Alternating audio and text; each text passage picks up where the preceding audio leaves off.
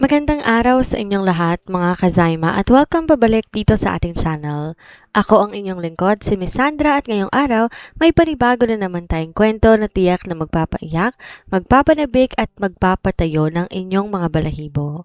Sino nga ba ang mag-aakala na ang 26 na taong gulang na bata, dala lamang ang isang lumang backpack, kupas na litrato at walang katapusang lakas ng loob ang maglalakas loob na harapin ang pinakamalamig at pinakakinatatakutang bilyonaryo sa buong Maynila. Subaybayan natin ang masidhing paglalakbay ni na Kyron at Carla para iligtas ang buhay ng kanilang inang si Esmeralda habang ginigiba ang mga pader ng kasinungalingan at pait sa puso ng kanilang amang si Hugo Baltazar. Isang kwento ng walang katapusang sakripisyo, paghihiganti at ang dakilang pag-ibig na kayang magdala ng ilaw kahit sa pinakamadilim na bahagi ng buhay. Kaya, humawa kayong mabuti, ihanda ang inyong mga tissue, simulan na natin. Sa mundo ng kayamanan at kapangyarihan ng isang kasinungalingan ay kayang pumatay ng pag-ibig. Ngunit ang dugo ng isang anak may kakayahang magpaluhod sa pinakamalamig na bilyonaryo. Sa loob ng 5 mahabang taon, nabuhay si Hugo Baltazar, ang walang awang CEO ng Baltazar Group sa paniniwalang pinagpalit siya sa pera ng kanyang greatest love na si Esmeralda. Ang galit at pait sa kanyang puso ang naging dahilan upang maging lalong malamig, seryoso at walang pakiramdam ang kanyang mundo. Ngunit hindi niya alam ang katotohanan ay itinago ng sarili niyang pamilya at ng taksil na si Marga. Umalis si Esme nang walang kahit isang piso at buntis sa kanyang kambal na anak. Sa isang liblib na probinsya, unti-unti, mabilis na nadidilim ang mundo ni Esmeralda. Hindi lamang siya tuluyang nabulag dahil sa matinding pagtatrabaho para sa mga anak, kundi nag-aagaw buhay na rin siya dahil sa malubhang pagbara sa kanyang puso. Sa gitna ng desperasyon at kawalan ng pag-asa, ang 6 na taong gulang na kambal na sina Kyron at Carla ang magpapasya sa sarili nilang kapalaran. Dala lamang ang isang lumang backpack, kupas na litrato at mga lihim na hindi kailanman na ipadala, lilisanin nila ang probinsya at lakas loob na papasukin ang nakakalulang mundo ng Maynila. Haharapin ang 2 batang mukhang pulubi ang pinaka-kinatatakutang bilyonaryo sa bansa upang isigaw ang katotohanan. Hindi ka pinagpalit ni Mama sa pera at mamamatay na siya kung di mo kami tutulungan? May tatama pa kaya ng nakaraan ang mga nasirang pangarap o tuluyan silang wawasakin ng inggit, galit at ng matinding lihim ng pamilya Baltazar? Isang masidhing kwento ng pag-iibigan, paghihigante, sakripisyo ng isang ina at ang pambihirang tapang ng 2 batang handang makipagsapalaran para sa buhay ng kanilang ina. Sa loob ng isang maliit na bahay kubo sa gitna ng liblib na probinsya, ang paligid ay pinalilibutan ng mga tanim na gumamela na maganda, maayos at may tunay na buhay kapag natatamaan ng sikat ng araw.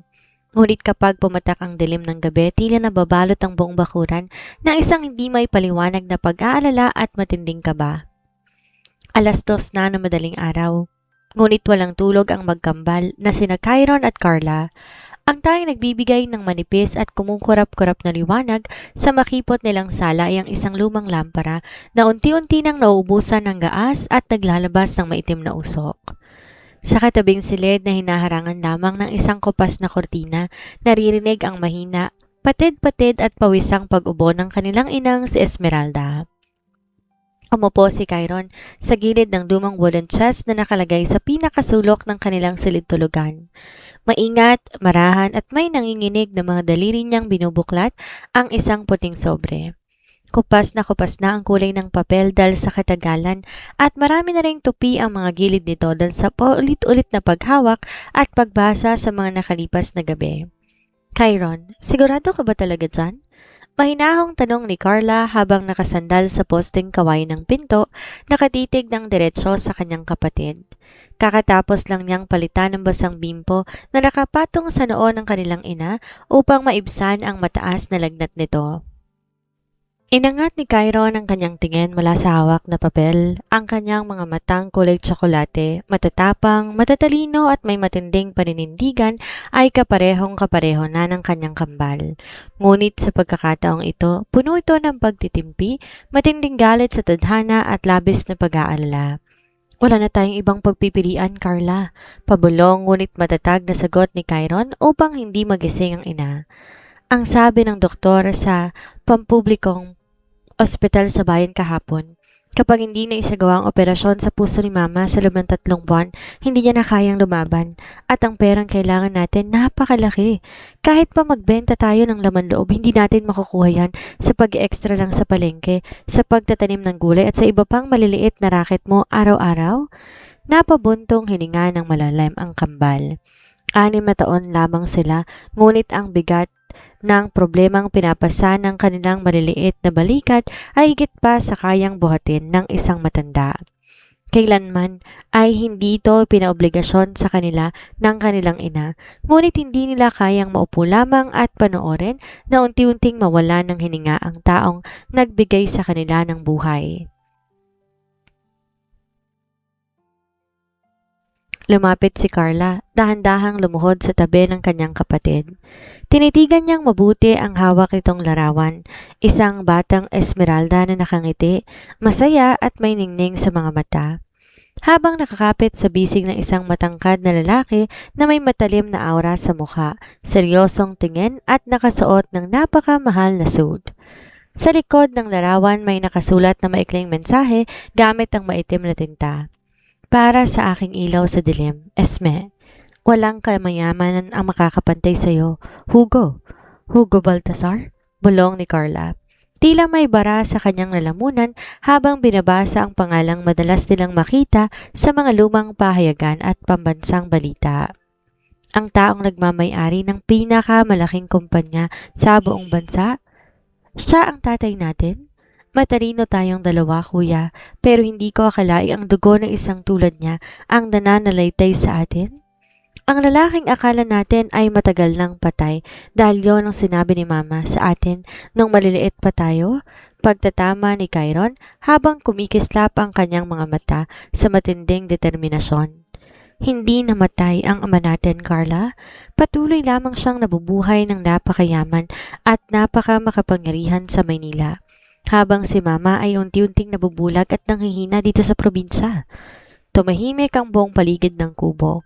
Ang tanging naririnig na lamang ay ang malakas na ihip ng hangin mula sa nakabukas na bintana na nagpapagalaw sa mga dahon ng gumamela sa labas. At ang mabigat na paghinga ng kanilang ina na mahimbing na natutulog dahil sa labis na pagod. Lumaki ang kambal na nakikitang nagsusumikap si Esme, naglalaba, nagtatanim, gumagawa ng lahat ng paraan upang mapakain sila. Ngunit 5 taon ang nakalilipas, nagsimulang lumabo ang paningin nito hanggang sa tuluyan ng mabalot ng pitch black na dilim ang kanyang mga mata. Sa kabila ng napakalaking kapansanan at kahirapan, kailanman hindi narinig ng kambal na magreklamo si Esme. Laging sinasabi ng kanilang ina sapat na ang pagmamahal na meron sila sa maliit na bahay na yon. Ngunit para kay Carla at Chiron, hindi sapat ang pagmamahal kung ito ang magiging dahilan upang mawala ang buhay ng kanyang ina sa murang edad. Bakit hindi ito sinabi ni Mama sa atin? Tanong muli ni Carla habang dahan-dahang hinahawakan ng iba pang mga liham sa loob ng chest na hindi kailanman ipadala. Dahil ayaw niyang maging pabigat sa kanya, sagot ni Chiron habang tinatago at inihahanay ang mga papeles at katibayan sa kanyang lumang bag.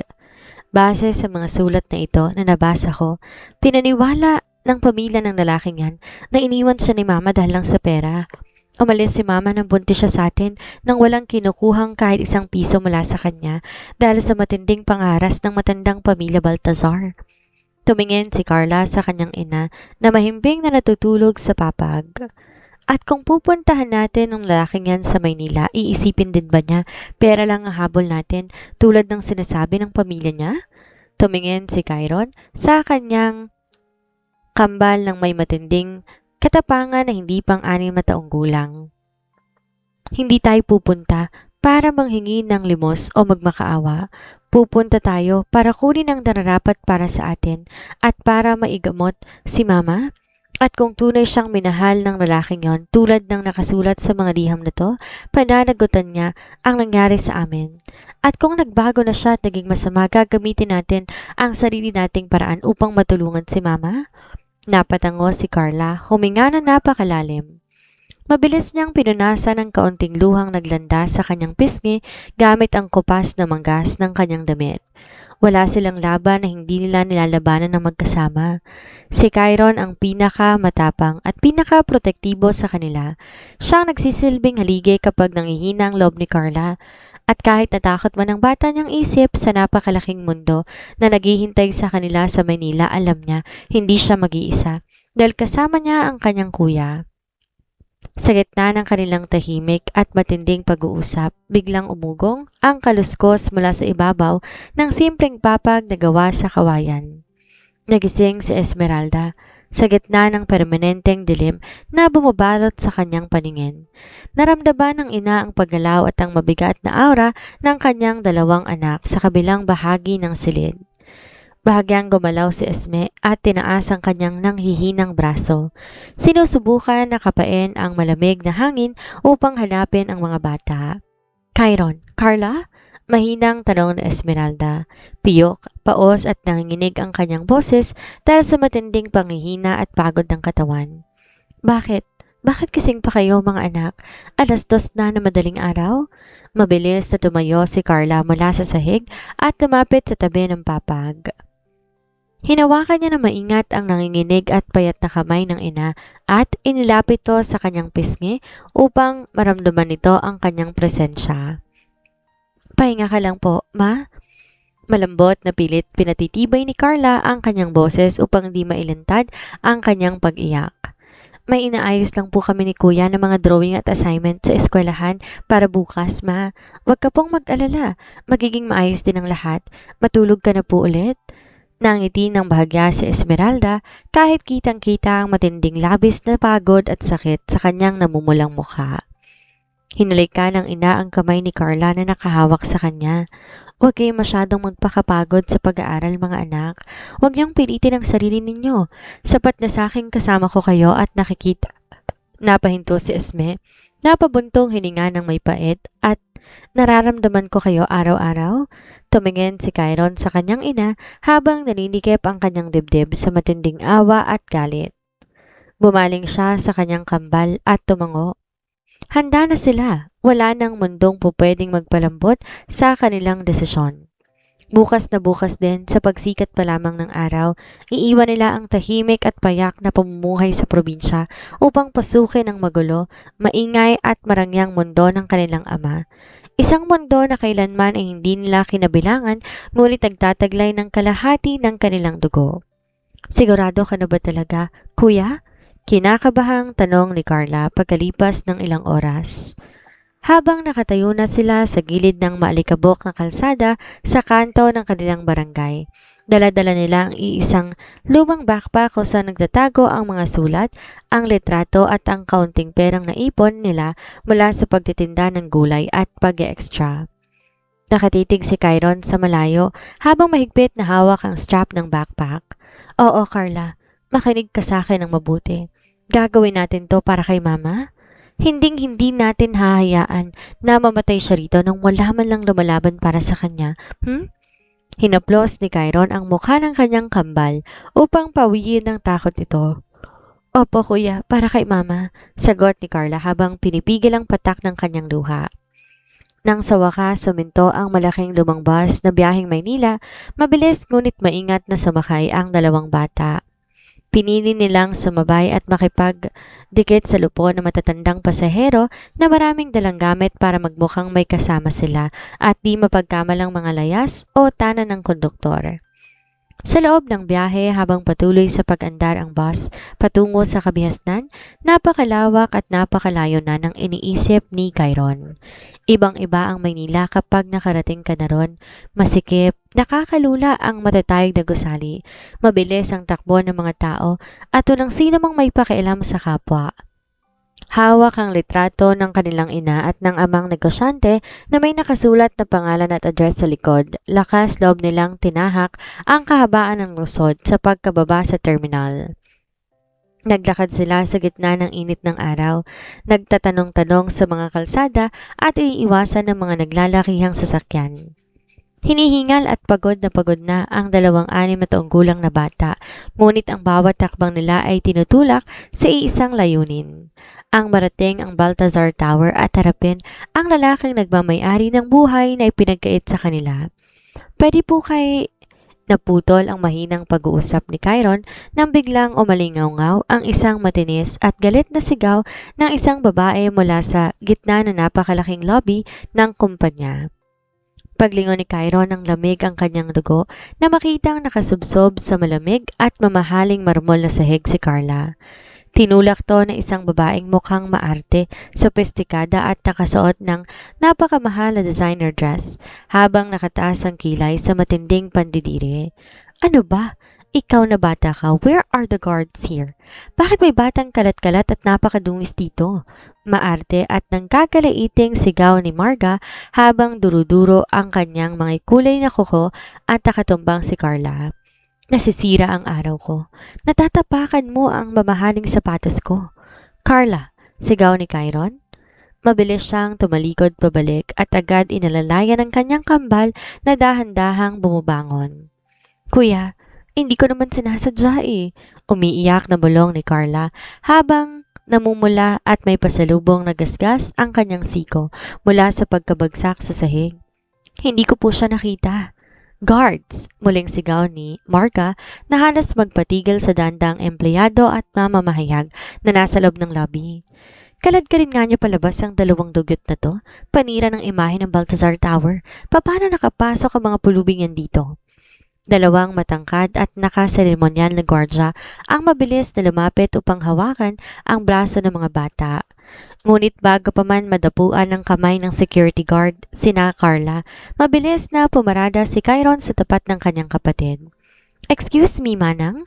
Malakas at matapang na sigaw ni Chiron habang tinititigan ng diretsyo sa mata si Marga. Hindi kami dugyot at lalong hindi kami kung sino lang. Para sabihin ko sa iyo, papa namin ang CEO ng tinatapakan mong kumpanya. Bahagyang natigilan ang mga tao sa lobby. Pagkatapos ng ilang segundong katahimikan ay malakas na natawa si Marga. Isang tawang puno ng pang-aasar, pang-insulto at kawalan ng respeto. Oh, ang fiancé ko ang papa ninyo? Maarteng sagot ni Marga habang nakakrus ang kanyang mga braso. Napakakapal din naman ang mukha ng mga batang to. Sinong nag-utos sa inyo para gawan ng kwento ang pamilya Baltazar? Ha? Kuya, may magiging asawa na si Papa? Umiiyak na tanong ni Carla habang nakakapit sa damit ng kanyang kapatid. Paano na si Mama? Umalis na tayo, Kuya. Oo, tama. Umalis na kayo rito mga pulubi bago pa kayo ipakulong sa mga pulis. Galit na sigaw ni Marga. What's happening here? Isang malamig, baritono at makapangyarihang boses ang bigla na lamang umalingaw-ngaw mula sa VIP entrance ng lobby. Sa isang iglap, tila tumigil ang ikot ng mundo ng buong kumpanya. Napahinto lahat ng empleyado at sabay-sabay na yumuhod. Niluwan ng pinto ang isang matangkad at matipunong lalaki na nakasuot ng tailored-made black suit. Matalim ang kanyang mga mata. May matitigas na linya sa kanyang mukha at nagtataglay ng nakapanginginig lamig na aura. Si Hugo Baltazar. Nanlaki ang mga mata ni na Chiron at Carla. Tinitigan nilang mabuti ang mukha ng lalaking nagtungo sa kabilang direksyon. Ang eksaktong mukhang nakikita lamang nila ay ang kupas na litrato at lumang wooden chest sa mga pahayagan. Papa! Sabay na sigaw ng dalawang bata. Bago pa man makareact ang mga gwardya at si Marga, mabilis na tumakbo sina Chiron at Carla. Buong lakas nilang tinulak ang kanilang maliliit na katawan at sabay na yumakap ng mahigpit sa magkabilang binti ng bilyonaryo. Si Papa nga, Kuya! Si Papa! Masaya at umiiyak na sambit ni Carla habang nakatingala sa mukha ng lalaki. Papa, tulungan niyo po kami, please po. Guards, kunin niyo nga ang dalawang asungot na yan, ilabas niyo yan. Galit na utos ni Marga habang sinusubukan na hilahin si Carla pabalik. Marga, stop. Hayaan mo siyang magpaliwanag. Malamig ngunit matatag na utos ni Hugo na pumatay sa lahat ng ingay sa paligid. Natahimik ang buong lobby, ang mga gwardya, ang mga executives at ang mga kawani ng kumpanya na kanina pa nakatitig sa dalawang bata ay tila napapako sa kanilang kinatatayuan. Nakatitig si Hugo sa dalawang batang nakakapit sa kanyang binti. Biglang may naramdamang matinding kurot sa kanyang dibdib. Isang uri ng sakit, pananabik at hindi may paliwanag na koneksyon na kailanman ay hindi niya naramdaman sa buong buhay niya. Tinitigan niya ang mga mata ni Chiron. Ang kulay tsokolate at matatapang na matang yon, kaparehong-pareho ng kanyang sariling mga mata kapag may pinaglalaban siya. At kay Carla naman, naroon ang kaparehong lambing, hugis ng bibig at hugis ng mukha ng babaeng huli niyang nakita at minahal 7 taon nang nakakaraan. Hugo, ano ba? Huwag kang maniwala sa mga batang yan. Nanggagaliiting sigaw ni Marga habang mabilis kumakapit sa braso ng lalaki. Namumulang kanyang mukha sa matinding inis at kaba. Baka pinalapit lang yan ang mga kalaban mo sa negosyo para sirain ang reputasyon mo sa harap ng media. Tingnan mo nga mga suot nila, mukhang mga pulubi. Walang kapantay ang kakapal ng mukha ng mga batang to. Dahan-dahang inalis ni Hugo ang kamay ni Marga sa kanyang braso. Di man lang niya nilingon ang babae at binigyan ng kahit katiting na pansin. Lumuhod si Hugo sa sahig ng lobby upang mapantayan ang taas ng dalawang bata. Harap-harapan niyang pinagbasta ng mukha ni Chiron at Carla.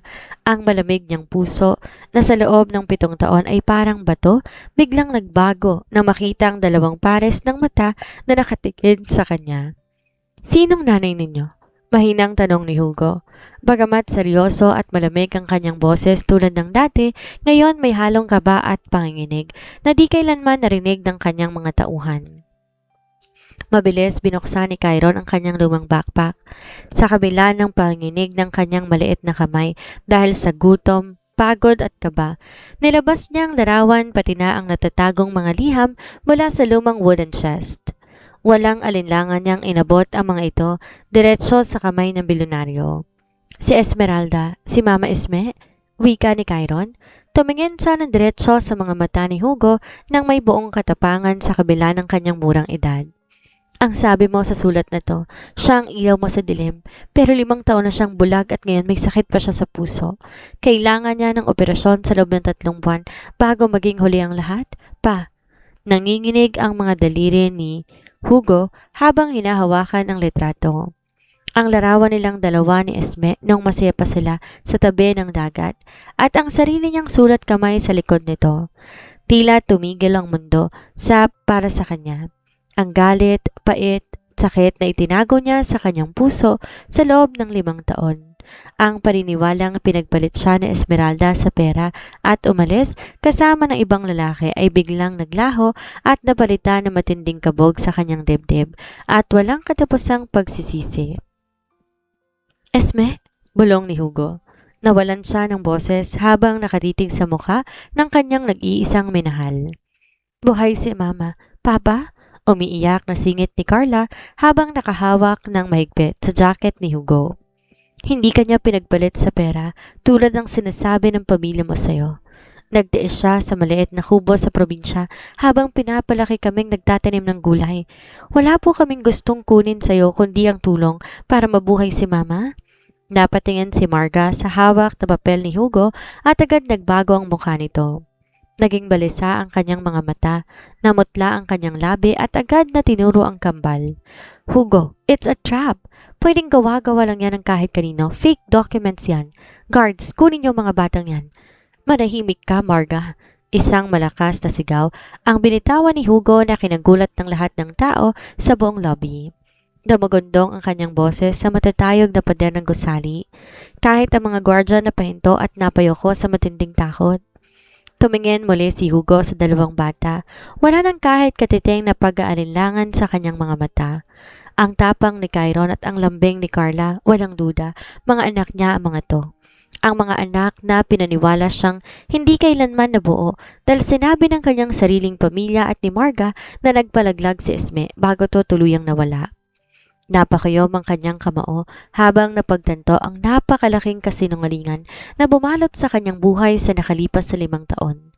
Gulong-gulo ang isip ni Hugo, ngunit mas nangingibabaw ang matinding galit sa sarili at ang nakalulunod na pangamba para kay Esmeralda. Ang bawat minutong nasasayang ay buhay ng babaeng kanyang pinakamamahalang nakataya. Walang anumang halaga ng pera, negosyo o kapangyarihan ang hihigit sa buhay ng taong tinuring niyang ilaw sa kanyang dilim. Binuhat niya sina Chiron at Carla, isa sa kanyang kaliwang braso at isa sa kanan. Pilit niyang pinalambot ang kanyang seryoso at matigas na mukha upang hindi matakot ang dalawang bata sa kanya. Huwag na kayong umiyak, malambot niyang bulong habang sinisiksik ang dalawang bata sa kanyang dibdib. Nandito na si Papa, hindi ko na kayo iiwan, hindi na. Agad siyang humarap sa kanyang personal assistant at sekretarya na si Secretary Rojas na nakatayo sa di kalayuan habang namumutla sa matinding pagkagulat sa mga natuklasan. Rojas, sigaw ni Hugo sa maotoridad na boses. Ihanda mo ang dalawang SUV at makipag-ugnayan ka kaagad sa pinakamalaking cardiologist at medical team ng St. Jude Hospital. Magpadala ka rin ng ambulansya na may kumpletong kagamitan. Susunduin natin ang ina nila sa probinsya ngayon din. Pero Sir Hugo, paano pong emergency meeting natin sa mga foreign investors ngayon? Nag-aalala at nanginginig na paalala ni Rojas. Magsisimula na po sa loob ng 50 minuto at nakasalalay dito ang multi-billion project ng kumpanya. Tumingin si Hugo kay Marga nang may malamig, matalim at nakamamatay na tingin. Tumindig ang balahibo ng babae sa matinding sindak. Kahit mawala pa ang buong kumpanyang to at kahit masira pang pangalan ko, mas mahalagang pamilya ko. Depensa ni Hugo na nagpalutang ng katahimikan sa paligid. Cancel all my appointments today. At ikaw, Marga, wag kang magkakamali na magpakita sa akin hanggat hindi ko natutuklasan ang totoong nangyari 5 taon ang nakakaraan. Nanginig sa takot, napahawak sa kanyang dibdib at puno ng galit si Marga habang nakatitig sa papalayong lakad ni Hugo habang karga-karga ang dalawang bata palabas ng gusali. Mabilis silang naisakay sa isang itim na luxury SUV. Bago pa man sila tuluyang bumiyahe patungong probinsya, pinadalhan muna ni Hugo ang dalawang bata ng mamahaling pagkain at inumin mula sa pinakamalapit na restaurant. Gutom na gutom sina Chiron at Carla dahil mula kagabi wala pa silang kinakain kundi kalahating pandesal habang nasa matagal na biyahe ng bus. Ngunit kahit gutom na gutom si Chiron, siniguro muna niyang nakakain ng maayos ang kanyang kambal bago siya sumubo ng sarili niyang pagkain. Pinagmasdan sila ni Hugo mula sa kabilang upuan ng SUV.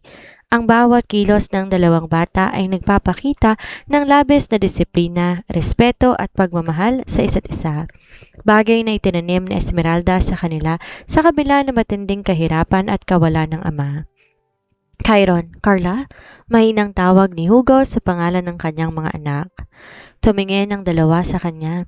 Si Carla may bahid pa ng ketchup sa gilid ng kanyang labi. Dahan-dahang kumuha si Hugo ng tissue at maingat na pinunasan ito. Naging napakalambot ng kanyang kilos, malayong malayo sa kilalang seryoso, malamig at walang awang bilyonaryo sa mundo ng negosyo. Bakit hindi pumunta si Mama sa inyo, sa akin nung magkasakit siya? Tanong ni Hugo, may basag at panginig sa kanyang boses. Bakit pinalipas pa niya ang 5 taon nang nagdurusa kayo? Bakit? Tumingin si Chiron sa bintana bago humarap muli sa ama. Ayaw ni Mama na maging pabigat sa'yo, Papa. Ang sabi niya sa amin, may sarili ka na raw magandang buhay at hindi mo raw kami kailangan. At saka, ayaw niyang sabihin sa amin ang pangalan mo. Natuklasan lang namin lahat dahil sa lumang wooden chest sa silid niya na may mga sulat at lumang dyaryo. Napakuyom ang kamao ni Hugo hanggang sa mamuti ang kanyang mga kasukasuan. Pinagkait sa akin ang sarili kong pamilya, ang buhay na dapat meron ako kasama sila. Galit niyang wika sa kanyang sarili. Nang magsimula siyang mabulag, patuloy ni Chiron habang nangangatal ang boses na pag-aalala. Nagpatuloy siyang magtrabaho para lang makakain kami at makapasok kami sa paaralan. Pero nung nakaraang buwan, nag-collapse siya habang naglalaba. Doon na sinabi ng doktor sa probinsya na may malubhang sakit sa puso si Mama. Mabilis tinahak ng 3 luxury SUV at ng isang ganap na gamit na advanced medical ambulance ang daan patungo sa probinsya. Dahil sa tulong ng mga police escort at panggigipit, nawangwang ay pinadaos ni Hugo ang biyahe na karaniwang inaabot ng 4 hanggang 5 oras ay natapos na sa loob lamang ng 2.5 oras. Nang sa wakas ay pumasok ang convoy sa makipot at malikabok na kalsada ng barangay na tulala ang mga kapitbahay. Hindi kailanman nakakita ang kanilang liblib na baryo ng ganon karaming mamahaling sasakyan. Huminto ang sasakyan sa mismong tapat ng bakurang may mga gumamela, ang maliit at kupas na bahay kubo ni na Esmeralda. Unang bumaba sina Chiron at Carla, kasunod si Hugo na mabilis at mabibigat ang bawat hakbang. Kasunod din ito ang 4 na doktor at ang mga nurse na handa ng folding stretcher at oxygen tanks. "Mama! Mama!" sigaw ni Carla habang patakbong pumasok sa loob ng kubo. Bahagyang nakabukas ang pinto. Pagpasok ni Hugo sa makipot na kalsada, tila ba piniga ng kanyang puso sa matinding awa at pagsisisi. Sa ibabaw ng simpleng papag ng kawayan, nakahiga ang pamilyar na babae. Payat, namumutla, at tuyong-tuyo ang mga labi ni Esmeralda. Ang kanyang mga matay nakatitig lamang sa kisame. Mga matang walang kislap at tuluyan ng nabalot ng permanenteng kadiliman. "Carla, Chiron?" Maikling usal ni Esmeralda habang maingat at nanginginig na itinataas ang kanyang kamay sa hangin. "San kayo nanggaling na dalawa? Nag-aalala si Mama. Akala ko kung ano nang nangyari sa inyo." Hindi nakapagsalita si Hugo. Nanigas siya sa kanyang kinatatayuan habang dahan-dahang lumalapit sa papag. Lumuhod siya sa maruming sahig at dahan-dahan hinawakan ng nanginginig na kamay ng babae. Naramdaman ni Esmeralda ang kakaibang laki, init at lambot ng kamay na humahawak sa kanya. Isang kamay na hindi sa kanyang mga anak at may pamilyar na amoy at hugis na kailanman ay hindi niya nalimutan. "Sino yan?" Nanginginig at kinakabahang tanong ni Esmeralda habang sinusubukang kumawala. Bagamat napakahina ng kanyang katawan. "Chiron, Carla, sinong kasama ninyo?" "Esme." Pagbasag ni Hugo sa katahimikan. Ang kanyang boses na kilala sa pagiging matigas at malamig, pumatak sa matinding pagpiyok at pagtangis. "Esme, ako to." Natigilan sa Esmeralda, tila tumigil ang pagtibok ng kanyang may sakit na puso. Nangingilid ang luha sa kanyang mga mata nang walang paningin. "Hugo," bulong ni Esmeralda, puno ng matinding pagkagulat at takot. Paano mo kami nahanap? Bakit ka nandito?" "Inihanda ng mga anak natin ang lahat, Esme," sagot ni Hugo habang hinahalikan ang likod ng kamay ng babae at tinatakip to sa kanyang mukha. Patawarin mo ko dahil wala ako sa tabi mo nung kailangan mo ko. Patawarin mo ko dahil naniwala ako sa mga kasinungalingan ng iba habang nagdurusa ka rito ng mag-isa." "Hugo, umalis ka na." Pagmamakaawa ni Esmeralda habang umiiling at patuloy na dumadaloy ang luha sa kanyang pisngi. "Huwag mo na kaming gugulatin. Walang matatanggap na kabutihan ng mga anak ko mula sa pamilya mo. Aabuhin at wawasakin lang nila ulit ang buhay natin. Walang sino mang makakagalaw sa inyo ngayon, Esme. Ako ang haharang sa lahat." Matatag at puno ng paninindigan na pahayag ni Hugo. Tumingin siya sa pangkat ng mga doktor na nakatayo sa pinto. "Dok, ihanda niyo na siya. Dadalhin natin siya sa Maynila ngayon din." "Sandali, Hugo, anong gagawin mo?" Nag-aalalang sigaw ni Esmeralda nang maramdaman niya, dahan-dahan siyang nililipat ng mga nurse sa stretcher. "Ililigtas kita, Esme," bulong ni Hugo sa tabi ng kanyang tenga habang hawak-hawak ang kanyang kamay at nakatingin sa dalawang batang nakayakap sa kanyang binti. "Ililigtas ko ang buhay mo at buong puso kong bubuuing muli ang pamilyang pinagkait sa atin." Ang sirena ng ambulansya ay walang humpay sa pag-ungol sa kabaan ng South Luzon Expressway habang mabilis binabagtas ng buong convoy ang daan pabalik ng Maynila. Sa loob ng makabagong medical unit, hindi binitawan ni Hugo ang malamig at nanginginig na kamay ni Esmeralda.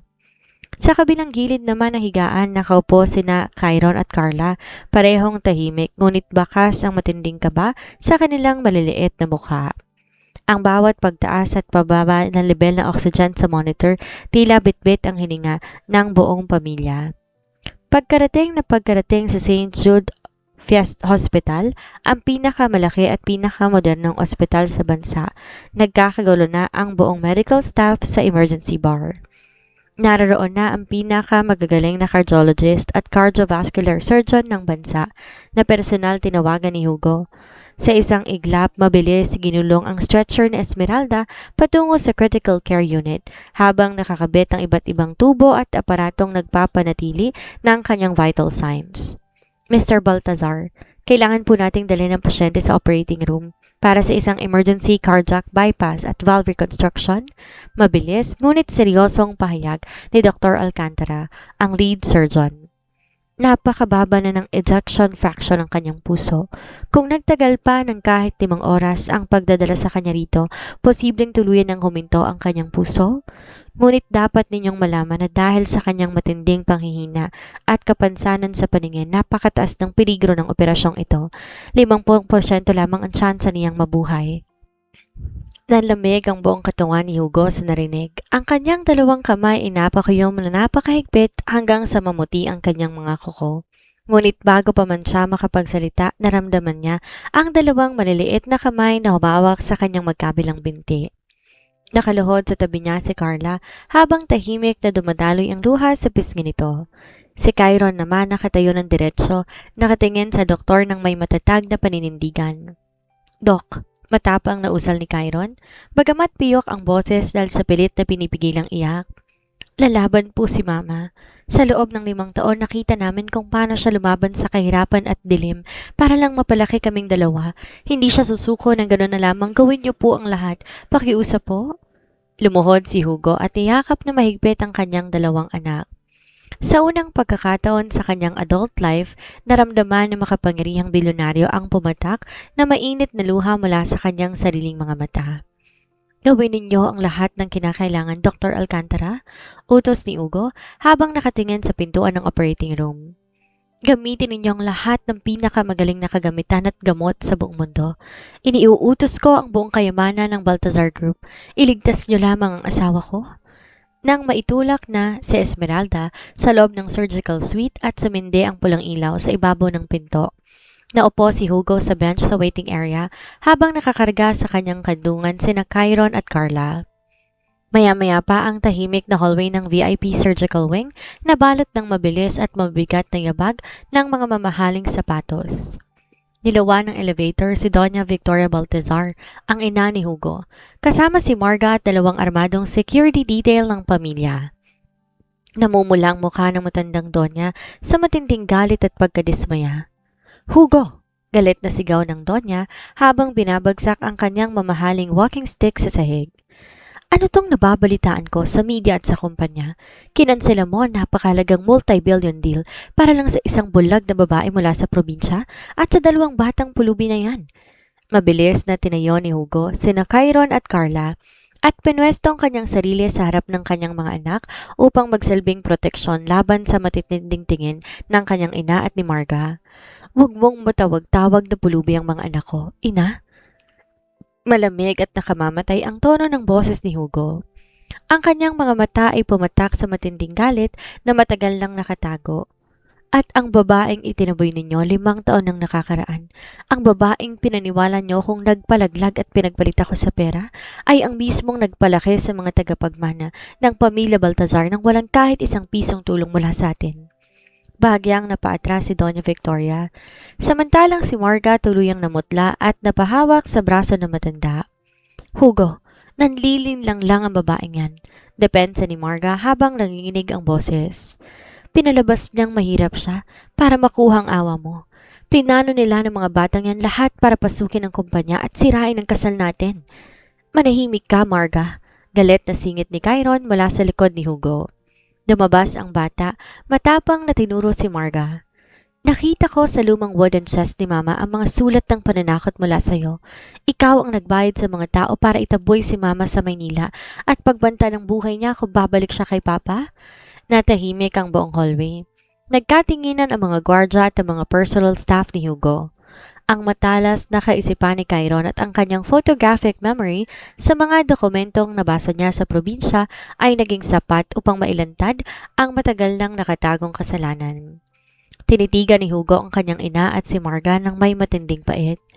Binigay ko sa inyo ang buong tiwala ko sa loob ng 5 taon. Pinaniwala niyo ako sa isang malaking kasinungalingan habang ang tunay kong pamilya nag-aago buhay sa hirap at sakit. Mula sa araw na to, tinatapos ko na ang anumang koneksyon mo sa kumpanya, Marga. At kung may mangyaring masama kay Esmeralda sa loob ng operating room na yan, sisiguraduhin ko sa kulungan ang bagsak ninyong lahat. Hugo, ako ang ina mo. Hindi mo pa pwedeng gawin sa akin to? Sigaw ni Doña Victoria, ngunit bago pa man siya makalapit, mabilis sumarang ang mga personal security guards ni Hugo upang ilabas sila sa ospital.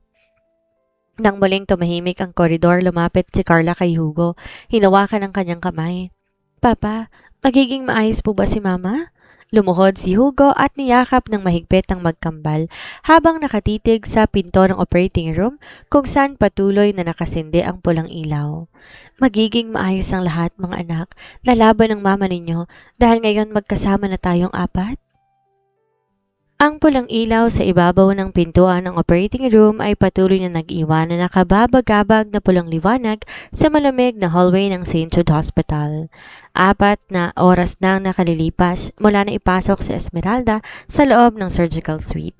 Ngunit para kay Hugo at sa magkambal, ang bawat minutong lumilipas ay tila isang buong taon ng pagdurusa at matinding paghihintay. Nakatayo si Hugo sa harap ng malaking salaming bintana na nakatutok sa madilim na kalsada ng lungsod. Ang kanyang mamahaling suit jacket ay nakasabit na lamang sa kanyang braso. Nakatupi ang mga manggas ng kanyang puting polo at gulo-gulo ang kanyang buhok. Wala sa kanyang kaisipan ang kanyang bilyon-bilyong ari-arian o ang naghihintay na krisis sa Baltazar Group dahil sa ginawang pagpapalayas kay Marga at sa kanyang ina. Ang buong mundo niya ngayon ay nakatutok lamang sa pintig ng puso ng babaeng kanyang nawala at nahanap muli sa gitna ng matinding kahirapan. Sa kanyang tabi, nakasandal sa isa't isa sina Chiron at Carla sa isang malambot na sofa sa waiting area. Kahit pagod na pagod ang kanilang maliliit na katawan sa mahabang biyahe at matinding emosyon, pilit na idinidilat ni Chiron ang kanyang mga mata upang bantayan ang kanyang kambal at ang kanyang ama. Papa, mahinang tawag ni Chiron habang dahan-dahang tumatayo at lumalapit sa tabi ng bilyonaryo. Lumingon si Hugo at agad na lumuhod upang pantayan ang taas ng kanyang anak. Hinaplos niya ang buhok ni Chiron ng may matinding pagmamahal. Bakit di ka pa natutulog, anak? Hating gabi na. Pagod na pagod ka na mula pa kaninang umaga. Umiling si Chiron habang nakatitig sa pinto ng operating room. Di po ako makakatulog habang wala pang sinasabi ang mga doktor tungkol kay Mama. Papa, galit ka po ba sa amin dahil pumunta kami sa kumpanya mo at gumawa ng gulo sa lobby? Nang lamig ang puso ni Hugo sa tanong ng bata. Yumakap siya na mahigpit kay Chiron at siniksik ito sa kanyang dibdib. Hinding-hindi ako magagalit sa inyo, Chiron. Kayo ng kapatid mo ang pinakamagandang nangyari sa buhay ko. Kung di dahil sa katapangan mo at sa pagmamahal mo sa mama mo, baka kailanman hindi ko na nalaman ang katotohanan. Pagurusa at kasinungalingan ang pinamulat sa akin ng mundo. Pero pinaalala ninyo sa akin kung ano ang totoong mahalaga. Pumiyok ang boses ni Hugo habang patuloy na hinahaplos ang likod ng bata. Ako ang dapat humingi ng tawad sa inyo. 7 taon akong naging bulag sa katotohanan habang kayo ng mama mo nagtitiis ng gutom at sakit. Naiintindihan po namin, Papa, sagot ni Chiron habang nakatingala sa mukha ng ama. Laging sinasabi sa amin ni Mama na kapag mabuti raw ang isang tao, muling magtatagpo ang landas ninyo balang araw. Hindi kailanman nagalit si Mama sa'yo. Ang tanging kinatatakutan lang niya ay ang pamilya mo. Bago pa man makasagot si Hugo, biglang tumunog ang mechanical na lock ng pintuan ng operating room. Namatay ang pulang ilaw at pinalitan to ng berde. Mabilis na tumayo si Hugo habang nagising naman si Carla at agad na tumakbo patungo sa kanyang kapatid at ama. Lumabas si Dr. Alcantara kasama ng kanyang surgical team. Puno ng pawis ang noo ng doktor at nakatagilid ang kanyang surgical mask. Ngunit sa kanyang mga mata bakas ang isang malaking kaginhawaan. Dok, paanong asawa ko? Mabilis at nanginginig na tanong ni Hugo habang nakahawak ng mahigpit sa plikat ng doktor. Tumingin si Dr. Alcantara kay Hugo. Pagkatapos ay bumaling sa 2 batang nakatingala sa kanya ng may buong pag-asa. Mr. Baltazar. Miracle is the only word I can use right now. Nakangiting pahayag ni Dr. Alcantara. Naging napakasera ng operasyon. Sa gitna ng procedure, halos suminto ang kanyang puso dahil sa matinding panghihina ng kanyang mga ugat. Ngunit, huminto ang kanyang puso. Napakatatag ng kanyang katawan. Matagumpay namin na naisagawa ang bypass at naayos ang balbula ng kanyang puso. Stable na ang kanyang vital signs. Napabuntong hininga na napakalalim si Hugo at napahawak sa kanyang mukha habang patuloy na dumadaloy ang luha sa kanyang mga mata. Napaluhod si Carla sa sahig at napahawak sa kay Kyron habang umiiyak sa labis na kagalakan. Lalaban si Mama. Sabi ko sa iyo, kuya, lalaban si Mama? Masayang sigaw ni Carla habang pinupunasan ang kanyang mga mata. Pero may isa pa po akong magandang balita, Mr. Baltazar, dagdag ni Dr. Alcantara na nakapagpatigil sa lahat. Habang ginagawa namin ang pagsusuri ng kanyang buong katawan bago ang operasyon, natuklasan ng aming neuro-ophthalmologist na ang pagkabulag ni Mrs. Baltazar ay hindi pala sanhi ng permanenteng pinsala sa kanyang optic nerve. Ito ay sanhi na isang malubhang complication at untreated corneal infection at severe cataract na lumala dahil sa kawalan ng tamang gamot. Nanlaki ang mga mata ni Hugo. Ibig sabihin, Doc, may pag-asa pa siyang makakita? Opo, Mr. Baltazar. Sigurado at matatag na sagot ng doktor. Kapag tuluyan ng gumaling ang kanyang puso sa loob ng ilang linggo, maaari tayong magsagawa ng isang simpleng corneal transplant at laser surgery. May 80% tsansa na muling makakakita ang inyong asawa. Tila pumasok ang liwanag ng isang bagong umaga sa madilim na buhay ni Hugo. Sa gitna ng hallway ng ospital, ang mga sakripisyo, sakit at mga taon ng kadiliman ay unti-unti nang nagpaparamdam. Ilang oras ang nakalipas, inilipat si Esmeralda sa isang napakalaki at eksklusibong VIP ICU suite. Ang silid ay pinalilibutan ng mga sariwang bulaklak at makabagong gamitan. Dahan-dahan idinilat ni Esmeralda ang kanyang mga mata habang nagpapatuloy ang epekto ng anesthesia. Kahit puro kadiliman pa rin ang kanyang nakikita, nakaramdam siya ng 3 maiinit na kamay na nakahawak sa kanyang magkabilang bisig at sa kanyang ulo. Esme, bulong ni Hugo sa tabi ng kanyang tenga habang hinahalikan ng kanyang noo. Ligtas ka na. Ligtas na kayo ng mga anak natin? Hindi ko nahahayaang may panakit pa sa inyo. Naramdaman ni Esmeralda ang luha sa kanyang mga anak na pumatak sa kanyang kamay at ang pamilyar na yakap ng lalaking kailanman ay hindi nawala sa kanyang puso. Sa kabila ng kadiliman ng kanyang paningin, naramdaman niya ang liwanag at init ng pag-ibig na muling nabuo matapos ang matagal ng panahon. 2 linggo ang mabilis na lumipas matapos ang matagumpay na operasyon sa puso ni Esmeralda. Sa loob ng marangyang VIP suite ng St. Jude Hospital, unti-unti nang bumabalik ang kulay ng namumutlang pisngi ng ina. Ang kanyang lakas unti-unting napapanatag dahil sa alaga ng pinakamagagaling na doktor at sa walang patid na pagmamahal ni Hugo, Kyron at Carla. Araw-araw hindi umaalis si Hugo sa tabi ng kanyang pamilya. Pinalipat niya ang kanyang buong kagamitan at mga kasulatan sa kumpanya sa katabing silid ng suite upang doon na lamang magtrabaho at panatilihin ang kanyang proteksyon sa kanila. Ngunit sa kabila ng panandaliang katahimikan sa loob ng hospital room, ang labas ng mundong ginagalawan ng pamilya Baltazar patuloy na nanginginig sa matinding bagyo. Ang ginawang matapang na paglabas ni Kyron ng mga katotohanan noong gabi ng operasyon, nagbukas ng panibagong investigasyon na personal pinangunahan ni Hugo kasama ng pinakamagaling na pribadong detective at legal team ng bansa. Isang maulan na hapon, habang masayang nagdodrawing sina Kyron at Carla sa mesa sa tabi ng higaan ni Esmeralda, pumasok si Secretary Rojas sa silid. Seryoso ang kanyang mukha at may hawak siyang isang makapal na brown folder na pinalilibutan ng mga selyadong dokumento at flash drives. Mr. Baltazar, mahinang usal ni Rojas habang nagbibigay ng paggalang sa bilyonaryo. Nakuha na rin po natin lahat ng ebidensya mula sa mga dating bank accounts ni Marga at ng pamilya Baltazar mula ng 5 taon ang nakakaraan. Lumalabas po na hindi lamang pananakot ang ginawa nila kay Mrs. Esmeralda. Nalamig ang aura sa loob ng silid.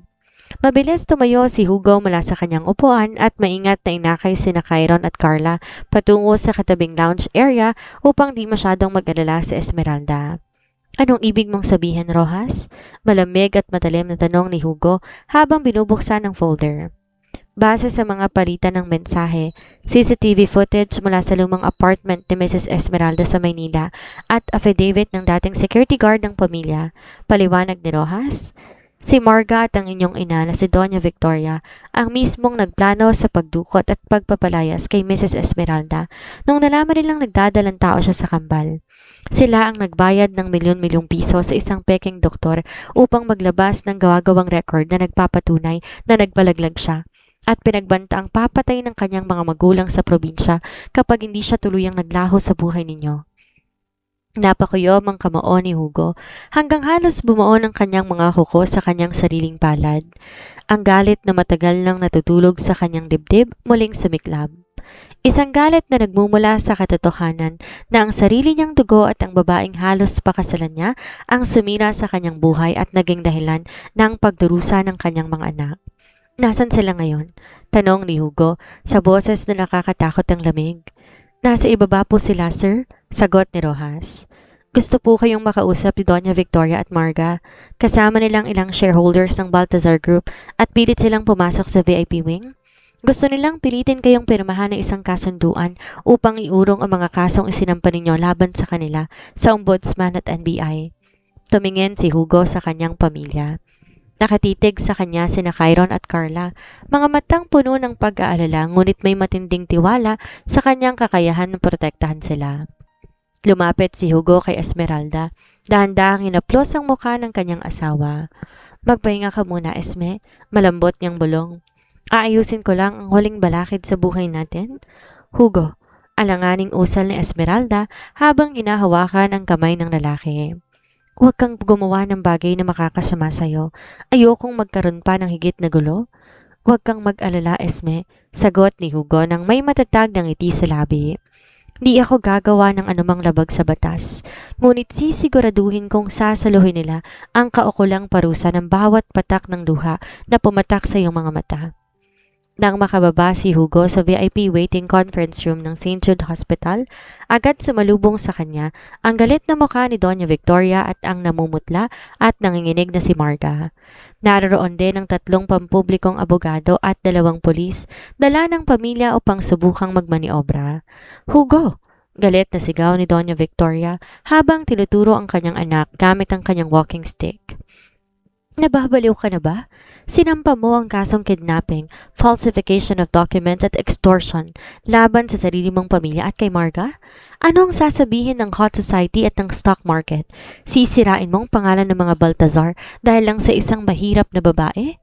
Di man lang kumurap si Hugo. Naupo siya sa gitna ng silid, pinalibutan ng kanyang sariling legal team at ibinagsak ang makapal na folder sa ibabaw ng glass table.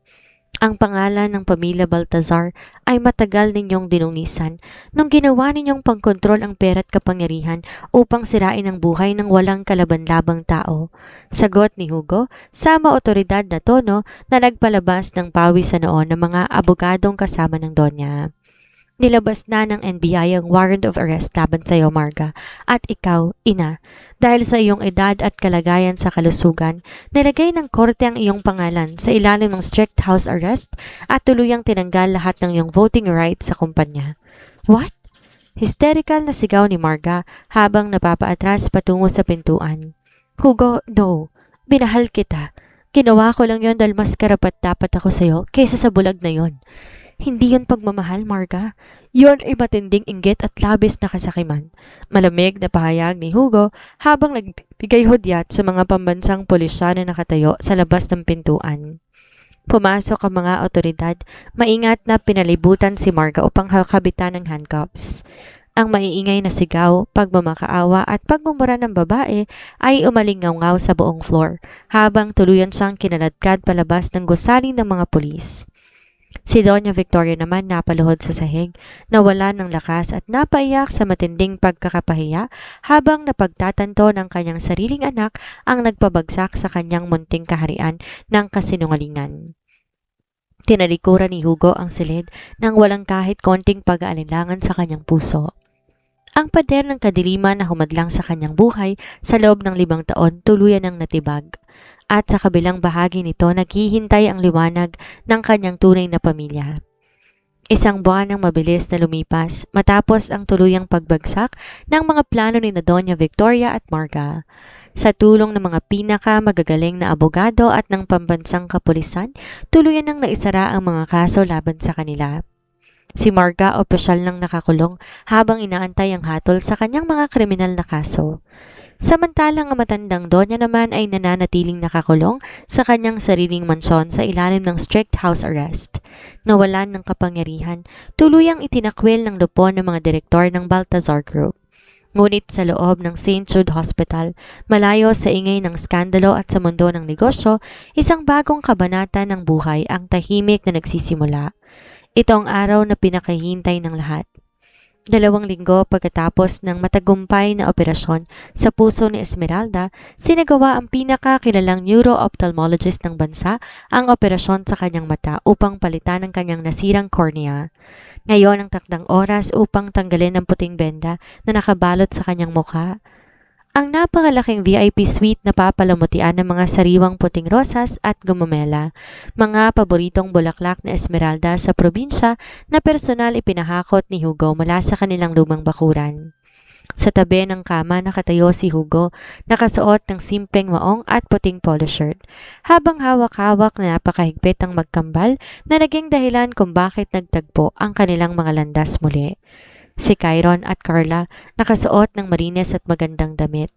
Tahimik ang 2 bata, halos magpigil ng hininga habang nakatitig sa doktor na dahan-dahang gumugupit sa huling layer ng medical na tape sa paligid ng ulo ng kanilang ina. Mrs. Baltazar, maingat ko pong tatanggalin ang benda. Mahinahong paliwanag ng doktor habang unti-unting nilalantad ang mga mata ng babae. Dahan-dahan lang po ang pagdilat. Normal lang makaramdam kayo ng kaunting pagkahilo o pagkasilaw dahil sa maliwanag na ilaw pagkaraan ng 5 taong kadiliman. Unti-unting naalis ang huling piraso ng gasa. Natahimik ang buong silid. Si Esmeralda ay nakapikit ng mahigpit sa gilid ng kanyang higaan. Nanginginig ang mga pilik mata habang dahan-dahang dinidilat ang kanyang mga mata. Sa simula wala siyang nakikita kundi puro malabo, maputi at kumukurap-kurap na liwanag. Napapikit siya ng bahagya sa matinding silaw at pumatak ang ilang patak ng luha mula sa kanyang mga mata. Esme? Mahinang bulong ni Hugo. Nangingilid ang luha habang dahan-dahan lumalapit sa kanyang tabi. Huwag mong bibiglain, dahan-dahan lang. Bumuntong hininga ng malalim si Esmeralda at muling dinilat ang kanyang mga mata. Unti-unting nawawala ang pagkakalabo ng kanyang paningin. Ang mga hugis at kulay sa kanyang paligid nagsimulang maging malinaw at buo. Upang dumingal sa kanyang paningin ang matangkad at matipunong kaanyuan ng lalaki na kailanman hindi nawala sa kanyang puso. Nakita niya si Hugo, ang mga linyang dulot ng matinding pag-aalala sa kanyang mukha. Ang kanyang matalim ngunit puno ng lambing na mga mata at ang mga luhang tahimik na dumadaloy sa kanyang pisngi. Hugo? Umiiyak na bulong ni Esmeralda habang tinatas ang kanyang kamay at dahan-dahang hinahaplos ang mukha ng lalaki. Nakikita na kita. Nakikita na ulit kita. Esme, napaluhod si Hugo sa tabi ng higaan at siniksik ang kanyang mukha sa palad ng kanyang asawa. Patawarin mo ko. Salamat sa Diyos at nakikita mo na ako. Ngunit bago pa man makapagsalitang muli si Esmeralda, napabaling ang kanyang tingin sa 2 maliliit na batang nakatayo sa kabilang bahagi ng kama. Nakatitig sa kanya sina Chiron at Carla. Sa unang pagkakataon sa loob ng 6 na taon, nakita na rin ng ina ang mismo mukha ng 2 batang kanyang isinilang, inalagaan at ipinaglaban sa gitna ng matinding kahirapan at kadiliman. Nakita niya ang matatapang at matatalinong mata ni Chiron na kaparehong-kapareho ng sa kanyang ama at ang malambot at magandang ngiti ni Carla na may mga patak ng luha sa pisngi. Chiron, Carla? Napahagulhol si Esmeralda sa labis na kagalakan at mabilis tinaas ang kanyang braso upang patakbo niyang yakapin ang 2 bata patungo sa kanyang dibdib. Mga anak ko, ang ganda-ganda nyo, ang tatapang ninyo. Mama, nakikita mo na kami. Nakikita mo na kami? Masayang sigaw ni Carla habang nakayakap na mahigpit sa leg ng kanyang ina. Si Kyra naman ay napapikit at siniksik ang kanyang mukha sa balikat ng kanyang ina. Hinahayaan ng sariling mga luhang pumutok pagkatapos sa napakahabang panahon ng pagpapakatapang. Sabi ko sa iyo, Mama gagaling ka, hindi ka namin iiwan. Lumapit si Hugo at nakiisa sa yakap ng kanyang pamilya. Pinalibutan ng kanyang malalaking braso ang kanyang asawa at 2 anak. Binubuo ang isang proteksyon na kailanman hindi na muling matitibag ng kahit sino man. Ang silid na dating puno ng takot, sakit at mga lihim ay napuno ng tunay na pag-ibig, kagalakan at pag-asa para sa kinabukasan. Ilang buwan na nakalipas, isang simpleng seremonya ng kasal ang ginanap sa isang pribadong kapilya na nakatayo sa gitna ng isang napakalaking hasyenda sa probinsya. Walang mga mamamahayag, walang mga plastik na negosyante at walang mga taong may masasamang hangarin. Naroon lang ang pamilya Baltazar kasama ng ilang mga totoong kaibigan na mga taong tumulong sa kanila sa probinsya. Nakatayo si Hugo sa altar, nakasuot ng formal na white tuxedo habang nakatitig sa pintuan ng kapilya. Bumukas sa malaking pinto at niluwas sa Esmeralda, napakaganda sa kanyang simpleng white lace gown, habang inakay ng magkambal na sina Chiron at Carla na parehong nakatupi ang mga daliri sa kamay ng kanilang ina. Nang makarating sila sa harap ng altar, inabot ni Hugo ang kamay ni Esmeralda at tinitigan to ng may matinding katapatan. Sa loob ng 5 taon, nabuhay ako sa galit at sa malamig na mundo ng pera, pahayag ni Hugo sa harap ng pari at ng kanilang mga anak. Ngunit ipinaalala mo sa akin, Esme, kasama ng ating mga anak na ang tunay na kayamanan hindi nasusukat sa dagumpay o kapangyarihan, kundi sa pamilyang handang lumaban para sa iyo kahit sa pinakamadilim na bahagi ng buhay. Nagumiti si Esmeralda habang nakatingin ng diretsyo sa mata ng kanyang asawa. Akala ko noon, sa dilim na lang matatapos ang buhay ko. Pero ang pagmamahal mo at ang katapatan ng ating mga anak ang naging ilaw na nag-akay sa atin pabalik sa isa't isa. Hinalikan ni Hugo si Esmeralda sa gitna ng palakpakan ng lahat, habang sina Chiron at Carla ay masayang nagtatawanan at nakahawak sa kamay ng kanilang mga magulang. Sa wakas, ang pamilyang pinaghiwalay ng inggit, galit at kasinungalingan ay natagpuan na ang kanilang permanenteng tahanan. Isang tahanang binuo ng katapangan ng 2 bata at ng walang katapusang pag-ibig na nagningning sa kabila ng pinakamadilim na gabi. 1 taon matapos ang kasal at ang opisyal na pagkakabuong muli ng pamilya Baltazar, ang malamig at formal na sukat ng Baltazar Mansion sa Forbes Park tuluyan ng nabihisa ng panibagong buhay. Ang dating mga silid na puno lang ng mamahaling antigong mebles, tahimik na mga pasiloy na palitan ng ingay ng tawanan. Ang mga drawing ni na Chiron at Carla na nakasabit sa refrigerator sa malaking kusina at ang halimuyak ng mga lutong bahay na personal inihahanda ni Esmeralda para sa kanyang pamilya. Isang maagang umaga ng Lunes, ang malawak na bakuran ng manson ay nababalot ng malamig na simoy ng hangin. Nakatayo si Hugo sa malaking balag ng bintana ng kanyang study room sa 2 palapag habang may hawak na tasa ng kape. Sa ibaba, nakikita niya si Esmeralda na masayang tinuturuan ang magkambal na mag-alaga ng mga bagong talim na bulaklak sa hardin. Ang paningin ni Esme mas malinaw pa kaysa nang bago siyang mabulag at ang kanyang mga matay may pambihirang ningning kapag nakatitig sa kanilang 2 anak. Naramdaman ni Hugo isang matinding kaligayahan sa kanyang dibdib, isang uri ng kapayapaan na kailanman hindi nabili ng kanyang bilyon-bilyong piso sa bangko. Ngunit sa kabila ng panlabas na katahimikan, alam ni Hugo, may isa pang huling obligasyon na kailangan niyang harapin upang tuluyang matama lahat ng pagkakamali ng nakaraan at maibigay sa kanyang pamilya ang ganap na kalayaan mula sa anino ng pamilya Baltazar. Mabilis kumatok si Sekretary Rojas sa pintuan ng study room. Pumasok na may hawak na kasulatan. Mr. Baltazar? Bungad ni Rojas sa formal ngunit may paggalang na tono. Nakahanda po ang lahat ng papeles para sa opisyal na turnover ng Baltazar Educational and Medical Foundation at tungkol po sa apela ng kampo ni Marga para sa kanyang bail. Tuluyan na pong binasura ng RTC Court ngayong umaga. Magsisimula ng kanyang 10 taong sentensya sa correctional facility. Napatanga si Hugo habang inilalapag ang tasa ng kape sa mesa. Mabuti. At ang aking ina? Nananatili po siya sa rest house sa Tagaytay sa ilalim ng medical supervision. Sagot ni Rojas. Nagpadala po siya ng sulat kahapon. Nagtatanong kung maaari niya raw pong makitang magkambal kahit sa huling pagkakataon bago siya tuluyang magretiro sa ibang bansa. Natigilan si Hugo, bahagyang kumunot ang kanyang noo. Ang sugat na iniwan ng kanyang sariling ina sa kanyang pamilya ay napakalalim. Ngunit alam niyang ang galit na tinatago sa puso ay isa ring uri ng kadiliman na ayaw ipamana kina Kyron at Carla. Nang bumaba si Hugo sa kusina, nadatnan niya sina Kyron at Carla na nakaupo sa hapagkainan habang abala sa pag-ayos ng kanilang mga gamit sa eskwelahan. 7 taong gulang na ang dalawa, parehong nasa tuktok ng kanilang klase sa isang kilalang pampribadong paaralan sa Maynila.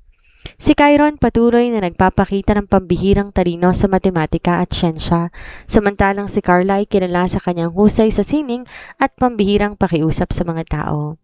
Papa! Masayang bati ni Carla nang makita ang ama. Tumakbo ang bata, yumakap sa kanyang binti. Tingnan mo po ang drawing ko para sa family day bukas. Kasama po si Mama, ikaw, si Kuya Kyron at ang mga tanim nating gumamela. Karga-karga ni Hugo ang kanyang anak habang hinahalikan ng pisngi nito. Napakaganda anak. Siguradong matutuwa ang mama mo kapag ka nakita yan? Tumingin si Kyron sa kanyang ama nang may matalas na obserbasyon. Lumapit ang bata, binaba ang kanyang lapis. Papa, may problema po ba? Nakita ko po ang sasakyan ni Tito Rojas sa labas kanina.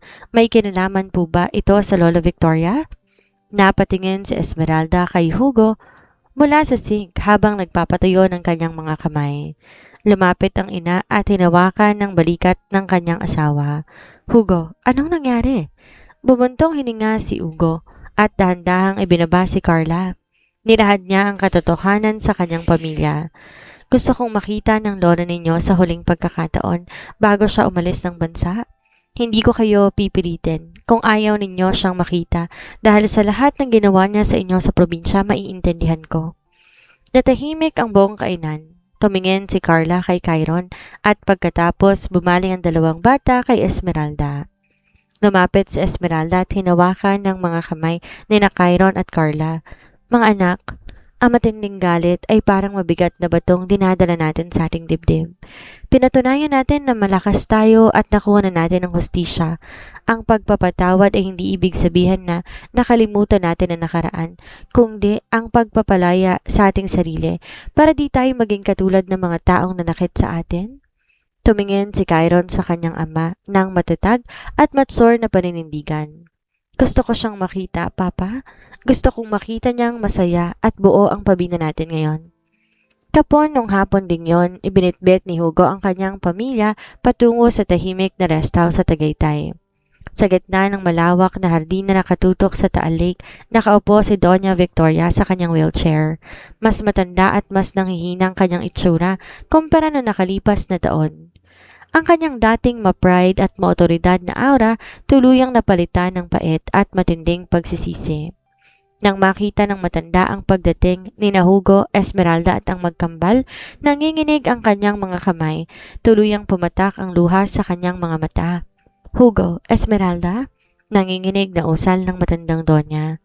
Patawarin ninyo ako. Dahan-dahang lumapit sina Kyron at Carla sa tapat ng wheelchair ng matanda. Nilabas ni Carla ang isang simpleng rosas mula sa kanilang hardin sa Forbes Park at inabot ito sa kanyang lola. Lola, pinagdarasal po namin kayo ni Kuya na gumaling na po ang puso ninyo. Mahinang sabi ni Carla habang nakatingin ng diretsyo sa matanda. Hindi na po kami galit sa'yo. Napahagulhol si Doña Victoria at hawak-hawak ang maliit na kamay ni Carla at Kyron habang paulit-ulit humihingi ng tawad. Tinitigan ni Esmeralda ang matanda at dahan-dahang tumango bilang tanda ng tahimik na pagpapatawad at pagtatapos ng mahabang sigalot ng kanilang pamilya. Dang patakip silim na at habang pabalik sila sa sasakyan. Inakay ni Hugo si Esmeralda habang hawak-hawak nila ang mga kamay ni Kyron at Carla na masayang naglalakad sa kanilang gitna. Nakatingin sila sa magandang paglubog ng araw sa horizon. Wala na ang takot, wala nang kadiliman at ang mga lihim na sumira sa kanilang nakaraan. Sa harap ng bagong umagang naghihintay, Ang pamilya Baltazar patuloy na maglalakad ng magkakasama, buo, matatag at nakatayo sa tunay na liwanag ng pag-ibig at pagpapatawad.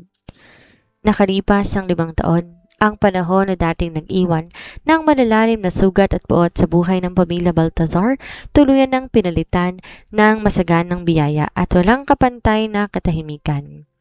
12 taong gulang na ngayon ang magkambal na sina Chiron at Carla. Ang dalawang kabataan na hindi lang nagtataglay ng pambihirang talino at kagandahang asal, kundi nagtataglay din ng pusong marunong magmahal at magmalasakit sa kapwa. Isang maaliwalas at napakagandang umaga ng Sabado, ang malawak na hapag ng Grand Ballroom sa Shangri-La Hotel sa Bonifacio Global City ay napupuno na napakaraming bisita, mamamahayag at mga respetadong personalidad mula sa mundo ng negosyo, medisina at pilantropiya. Ito ang opisyal na ika-5 anibersaryo ng Esmeralda Heart and Vision Foundation. Isang pambansang kawang-gawa na itinayo ni Hugo Baltazar sa pangalan ng kanyang asawa upang magbigay ng libreng operasyon sa puso at mata para sa mga kapuspalad na pamilya sa mga liblib na probinsya. Sa likod ng entablado, nakatayo si Hugo habang maingat na inaayos ang kanyang navy blue tuxedo sa tapat ng salamin. Sa kanyang tabi nakatayo si Esmeralda na napakaganda at napaka-eleganteng tingnan sa kanyang emerald green evening gown. Ang kanyang mga matang dating nababalot ng walang katapusang kadiliman nagniningning sa ilalim ng mga ilaw ng bulwagan. Mga matang puno ng buhay, kagalakan at malalim na pasasalamat sa may kapal. Kinakabahan ka ba, Esme? Malambot na tanong ni Hugo habang lumalapit mula sa likod at maingat na yumayakap sa bewang ng kanyang asawa. Hinalikan niya ang balikat nito habang nakatitig sila sa kanilang refleksyon sa salamin. Nangiti si Esmeralda, dahan-dahang hinaplos ang mukha ng kanyang asawa. Hindi na ako kinakabahan, Hugo. Sa tuwing nakikita ko ang mga batang natutulungan ng ating foundation araw-araw, naalala ko sina Chiron at Carla nung mga bata pa sila. Naalala ko kung paano mo kaming niligtas mula sa kawalan ng pag-asa. Tayo ang iniligtas ng ating mga anak, Esme, pagtatama ni Hugo na may matinding lambing sa kanyang boses. Kung di dahil sa pambihirang tapang at pagmamahal ng ating kambal, nanatili sana kung isang taong walang puso at nag-iisa sa mundo ng pera at kapangyarihan. Kayong nagbigay ng tunay na kahulugan sa buhay ko. Biglang bumukas ang pintuan ng dressing room at pumasok ang magkambal na sina Chiron at Carla. Si Chiron na ngayon matangkad na at napakagwapong binatilyo ay nakasuot ng formal na suit na kawig ng sa kanyang ama. Ang kanyang matalinong aura at matatapang na mata lalo naging kapansin-pansin. Samantalang si Carla naman napakagandang dalagita na nakasuot ng pastel pink gown. Dala-dala ang kanyang signature na malambot at matamis na ngiti. Papa, Mama, nagsisimula na po ang program sa labas? Masayang balita ni Carla habang lumalapit at umaakay sa braso ng kanyang ina. Nandun na po ang mga doktor mula sa St. Joe's Hospital at pamilyang natulungan ng foundation ngayong buwan. Hinihintay na po kay ni Tito Rojas para sa opening remarks. Inakay ni Chiron ang kanyang ama habang nakatitig sa dalawang mahalagang babae sa kanyang buhay. Kuya, nakahanda na bang presentation mo para sa mga bagong pasilidad sa probinsya? Tanong ni Hugo sa kanyang anak. Tumango si Chiron nang may tiwala sa sarili. Isang katangiang namana niya sa kanyang ama. Opo, Papa, nakahanda ng lahat. Gusto kong makita ng lahat ng tao na ang tinayo ninyong foundation ni Mama ay hindi lang para sa ngayon, kundi para sa mga susunod pang henerasyon ng mga batang nangangailangan ng tulong. Nang lumabas ang pamilya Baltazar patungo sa malaking entablado ng ballroom, sinalubong sila ng napakalakas at walang patid na palakpakan mula sa daan-daang bisita. Ang mga flash ng kamera at ang liwanag ng mga ilaw nagbibigay ng parang bituing ningning sa buong paligid. Umakyat si Esmeralda sa podium habang hawak ang kamay ni Hugo sa kanyang kanan at ang mga kamay ni Chiron at Carla sa kanyang kaliwa. Tinitigan niya ang napakaraming taong nakangiti at nagmamahal sa kanila. Maraming salamat sa inyong lahat na nakikiisa sa ating layunin ngayong gabi.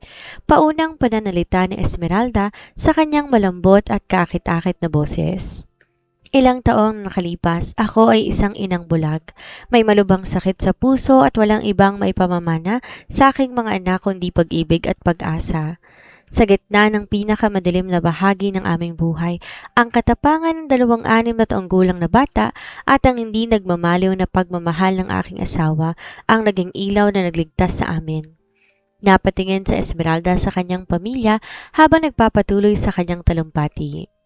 Ngayong gabi, habang nakatayo ako rito na nakakakita, malusog ang puso at napapalibutan ng aking buong pamilya, pinapaalala ko sa inyo na walang gabi ang napakahaba para hindi sundan ng maliwanag na umaga. Ang pagmamahal, katapatan at pagpapatawad ang pinakamakapangyarihang lakas sa buong mundo. Pagkatapos na matagumpay na kaganapan, umuwi ang pamilya Baltazar sa kanilang napakalaking real estate sa Batangas. Ang lumang lupain na dating taniman ng mga gumamela na ngayon ginawa na ni Hugo na isang napakagandang resort at sanctuary para sa kanilang pamilya. Sa gabi, habang ang buwan ay maliwanag na nakatutok sa kalmadong dagat at ang simoy ng hangin ay may amoy ng mga bulaklak, nakaupo sina Hugo at Esmeralda sa veranda ng kanilang villa. Sa malapit na dalampasigan nakikita nila sina Kyron at Carla na masayang nagtatakbuhan kasama ang kanilang dalawang alagang golden retriever. Nagtatawanan at gumagawa ng mga kastilyong buhangin sa ilalim ng liwanag ng buwan. Inihilig ni Esmeralda ang kanyang ulo sa dibdib ni Hugo habang pinapanood ang kanilang mga anak. Hinawakan ni Hugo ang kanyang kamay at siniklop ang kanyang mga daliri sa mga daliri ng kanyang asawa. Salamat Hugo, para sa napakagandang buhay na ito, bulong na Esmeralda ng may labis na kagalakan. Salamat sa iyo Esme, sa pagiging ilaw sa kabila ng lahat ng aking kadiliman, sagot ni Hugo habang dahan-dahang inilapat ang kanyang mga labi sa mga labi ng kanyang asawa sa gitna ng tahimik at payapang gabi.